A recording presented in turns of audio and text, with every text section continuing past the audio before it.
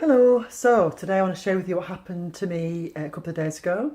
So I was on my way home from a party with the children and we had to pick my other daughter up from the train station. We had a bit of time to kill, so we thought, oh, we'll head to McDonald's and grab some Happy Meals, and that's tea sorted for that day. And just as we pulled into McDonald's parking bay waiting for our order, the car stalled and wouldn't start again. So I called, so I had a 15% battery on my phone, which was thankfully just enough. Actually, it's on the way home in the tow truck, it ran into battery. That was amazing. I had a 80p in credit, but the kind people at the breakdown operators said they'd call me back and they'd made all the phone calls. So yeah, I was glad to have breakdown cover. Glad to be outside McDonald's and not in the middle of a snowy motorway, so we could all go in and grab something to eat and use the loo and stay warm. So anyway, the reason I'm telling you this is because uh, it really highlighted to me something that I didn't know was going on in my heart and mind. So I talk a lot about unconditional happiness in my book and in the workshops and on these videos. And I like to think that I'm fairly unconditionally happy. That means I'm not much affected by what goes on around me. So when the car broke down, it did not affect me whatsoever. I was just, the car's broken down, nothing I can do. Glad I've got the phone, glad I've got uh, breakdown cover, glad we're near McDonald's, all these things. And it was actually an adventure.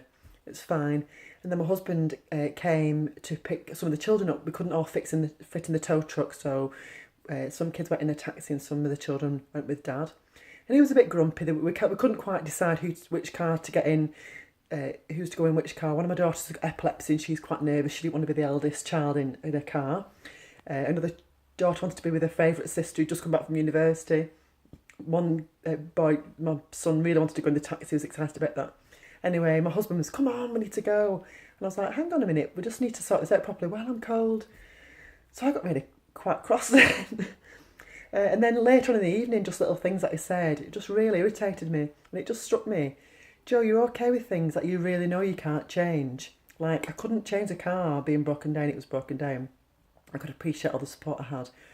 But it made me realise I still have this idea of I can change other people, or other people should be different, and there's something I can do to make them behave better.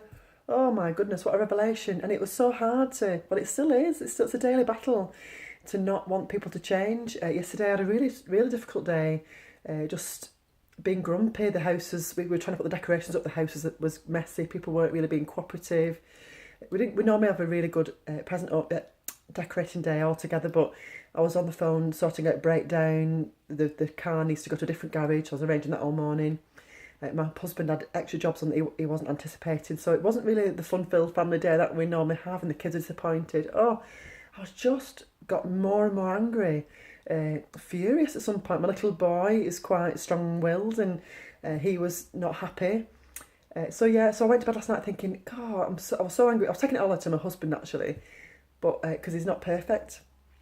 And I just went to bed last night thinking, knowing that there was two choices, there was two paths I could take, and one was keep sulking and sulking and sulking until this poor man who does so much for me and tries so hard, becomes perfect, and the kids become perfect, or let them be who they are. And I find that really hard, and maybe you do too.